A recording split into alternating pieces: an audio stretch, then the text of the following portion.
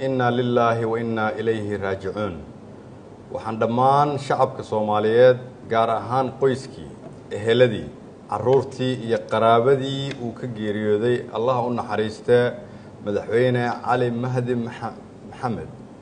uga tacsiyeynaya geeridii naxdinta iyo tiiraanyada lahayd ee ku timid dhammaan ummadda Soomaaliyeed gaar ahaan qoyskiisa madaxweyne Cali Mahdi Allah u naxariistay waxa uu ahaa madaxweyne u soo shaqeeyay ummadda Soomaaliyeed waqti ay xaaladdu ahayd xaalad aad u adag waxa uu madaxweynuhu ku soo shaqeeyay duruuf adag oo ka duwan tan maanta aan ku noolnahay weligiis madaxweynuhu waxa uu ahaa nin Soomaaliyeed oo u adeegay ummadda Soomaaliyeed xilliyadii dambana iyadoo dalkani uu ku sugan yahay xaalad adag Allah u naxariistay madaxweynuhu wuxuu naftiisa iyo maalkiisa u hubeeyay shacabka Soomaaliyeed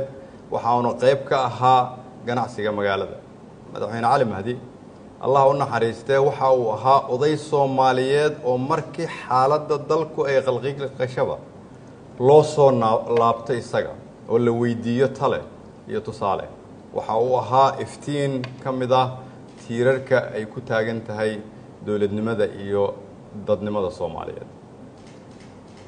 waxaan mar labaad u mahad celinayaa